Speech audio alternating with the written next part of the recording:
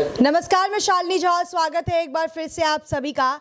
हमारे साथ बातचीत करने के लिए इस वक्त मौजूद है सुप्रीम कोर्ट के सीनियर एडवोकेट भानु प्रताप जी। इनसे तमाम मुद्दों को लेकर चर्चा करेंगे कि जिस तरीके से कल रामनवमी के दिन एबीवीपी के छात्रों ने जेएनयू में लेफ्ट विंग के छात्रों के साथ जिस तरीके से बर्बरता के साथ सलूक किया है और लड़कियों को जिस तरीके से मारा गया, उससे बातचीत करेंगे। सर, पहला सवाल ही यहीं से शुरू करूंगी।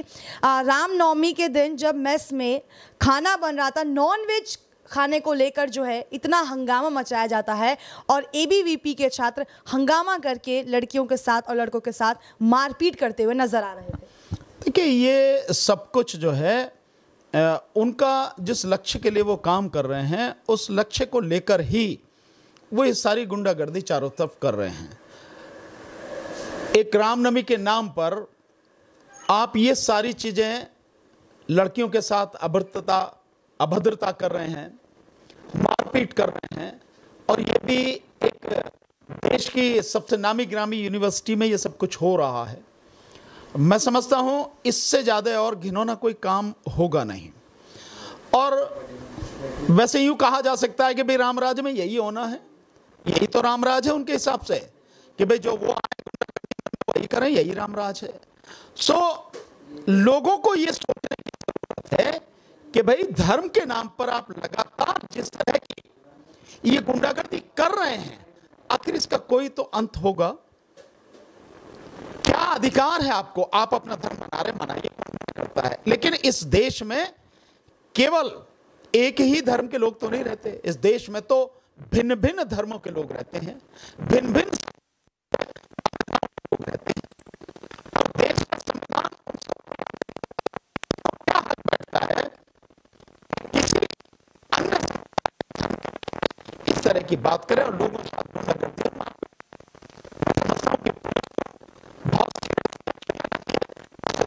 यूनिवर्सिटी प्रशासन को ही लेना चाहिए, जेएनयू के प्रशासन को ही लेना चाहिए, लेकिन जेएनयू के प्रशासन आरएसएस का कब्जा हो गया है।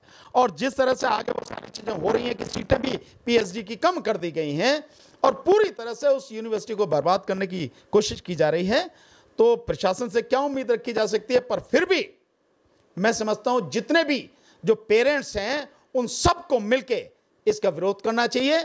अगर प्रशासन नहीं लेता है, यूनिवर्सिटी प्रशासन नहीं करता, तो उनको सबको अपनी तरफ से कंप्लेंट करनी चाहिए बाकायदा। और अगर कहीं कोई दिक्कत आ रही है, कंप्लेंट नहीं लेती पुलिस, तो अंडर सेक्शन 156(3) सीआरपीसी में बाकायदा कोर्ट में कंप्लेंट डाल के एफआईआर कराई जाए उन सब लोगों के खिलाफ। तो सर, क्या इन घटनाओं को देखकर क्या ये कहना गलत नहीं होगा कि जिस तरीके से बार बार कभी हिजाब के मुद्दे पर, कभी हिजाब के पहनने पर भाजपा के समर्थक जो हैं वो सवाल उठाते हैं, अब नॉनवेज, यानी कि अब नॉनवेज खाने पर भी सवाल उठाना और रोक टोक लगाना, अब क्या ये डिक्टेटरशिप नहीं नजर आ रहा है? नहीं, देखिए शालिनी, ये बहुत, मैंने आपको बताया ना कि जिस लक्ष्य को लेकर वो काम कर रहे हैं वो लक्ष्य बहुत एक है, सिंपल सा। वो इस सारे उसके मामले को लेकर इस देश में धर्म के नाम पर गंदगी फैलाना चाहते हैं, धर्म के नाम पर दंगा कराना चाहते हैं, इसलिए ये सारी चीजें हो रही हैं और कुछ नहीं है। एक बार किसी तरह से दंगा भड़क जाए, ये लगातार जो कार्रवाई आप देख रहे हैं कि अब मतलब पिछले 1 महीने से कोई ऐसा दिन खाली नहीं जा रहा जिस दिन ये कार्रवाई कहीं ना कहीं हो नहीं रही हो। कहीं इनके भगवाधारी गुंडे जो हैं, जो बाबा इन्होंने पाल रखे हैं, कहीं वो बाबा जो हैं मुस्लिम महिलाओं को अपमानित करने की बयानबाजी करते हैं, उनके साथ बदतमीजी करते हैं, कहीं जो है ये चढ़ जाते हैं मस्जिदों पर, वहाँ उनके जो मस्जिदों पर झंडे हैं उनको उतारते हैं, तोड़ते हैं, गालियाँ देते हैं, उनको मस्जिदों को भगवा कलर में पोत देते हैं, मज़ारों को भगवा कलर में पोत देते हैं, और कहीं ये सारी चीज़ें हो रही। तो ये एक उद्देश्य को लेकर कर रहे हैं, क्योंकि इन्हें मालूम है कि भारत में आज की तारीख में मात्र 15 से 20% लोग ही इनके साथ में हैं, बाकी लोग इनके विरोध में खड़े हो चुके हैं, इनके विरोध में हैं। इसलिए किसी भी तरह से धर्म के नाम पर ये ध्रुवीकरण, ये बंटवारा कैसी हो जाए, एक बार दंगा भड़के और उसको ये हवा दें और फिर ये जो चाहें वो सब कर लें। क्योंकि आने वाले समय में जो चाह रहे हैं, जिस हिंदू राष्ट्र की ये कल्पना लेकर चल रहे हैं और 2025 में जिसकी घोषणा की बात करें, जिसकी ये तैयारी करें, ये सब उस एजेंडे के तहत में काम हो रहा है। वैसे भी इस साल के अंत में गुजरात और हिमाचल में चुनाव हैं, फिर अगले साल 4 राज्यों में चुनाव हैं, जिसमें मध्य प्रदेश है, छत्तीसगढ़ है, राजस्थान है और आपके कर्नाटक है। सब उसी के लिए सारा काम हो रहा। और उसके बाद आएगा, आप जानते हैं 2024 में मेन चुनाव है ही है। सब उस एजेंडे को लेकर काम कर रहे हैं, क्योंकि इस बार जो इन्होंने कोशिश की है, जब से किसान आंदोलन चला है, किसान आंदोलन से लेकर अब तक इन्होंने बहुत कोशिश की, लेकिन देश में हिंदू मुस्लिम का बंटवारा धर्म के आधार पर, संप्रदाय के आधार पर बंटवारा नहीं हुआ। लोग समझ गए कि इनकी सारी राजनीति केवल और केवल धर्म के नाम पर हिंदू मुस्लिम करके और राजनीतिक रोटियां सेकना है, बस। इसलिए उसकी वजह से इनके अंदर बड़ी बेचैनी कि कैसे भी हिंदू मुस्लिम करा जाए। सर, एक तरफ भाजपा जो है पूरी तरीके से हिंदू मुस्लिम करने की कोशिश कर रही है, लेकिन कल एक ऐसी तस्वीरें भी सामने आई है जहां मुस्लिम और हिंदू साथ में एक तरफ रमज़ान मनाया जा रहा था, एक तरफ रामनवमी मनाया जा रहा था, और मुस्लिम भी कहीं ना कहीं रामनवमी पर जो है उन्हें बधाइयाँ दे रहे थे। एक तरफ ऐसी तस्वीरें सामने आ रही है और दूसरी तरफ कई लोग जो है हिंदू मुस्लिम कर करके अपनी राजनीति कर रहे हैं। देखिए, ये चंद गुंडे हैं, मैं यही शब्द इस्तेमाल करूंगा, ये चंद गुंडे हैं जो ये धर्म की और संप्रदाय की राजनीति करने में लगे हैं और उकसावे की कार्रवाई ये लगातार कर रहे हैं। आप हमारे देश की कल्चर देखिए, हमारे देश में हर तरह के धार्मिक और संप्रदायों के लोग रहते हैं। यहाँ पे हिंदू भी हैं, मुस्लिम भी हैं, सिख भी हैं, ईसाई भी हैं, बौद्ध भी हैं, जैन भी हैं, पारसी भी हैं, और भी कई तरह के धर्म के विचारों के मानने वाले लोग यहाँ रहते हैं और सब मिलजुल कर रहते हैं। हमारे गाँव में अगर आप देखें तो हमारे गाँव की कल्चर इस तरह की है, जो आपस से भाईचारा है वो देखते बनता है। वहाँ सब रहते हैं, कहीं कोई किसी से नफरत नहीं करता। सुबह शाम सब एक साथ बैठते हैं, हंसी मजाक करते हैं, बातें करते हैं, और जरूरत पड़ती है तो सब साथ में चलते हैं। ये सब कुछ होता है। ये जो आप देख रहे हैं, ये केवल यही की बात नहीं है जो आपने मुझे उदाहरण बताए हैं कि भाई कई जगह रामनवमी भी बन रही है और रमजान भी बन रहे हैं। ये लगातार होता है। कितने ही आप देखें, कितनी ही जगह ऐसा होता है कि रमजान में रोजा इफ्तार जो है, हिंदू समाज के लोग, या यूं कहो कि मुस्लिम समाज से अलग जो लोग हैं, इतर समाज के जो लोग हैं, वो मुस्लिम समाज के अपने भाइयों को रोजा इफ्तार की दावत देते हैं। होता है, लगातार होता है।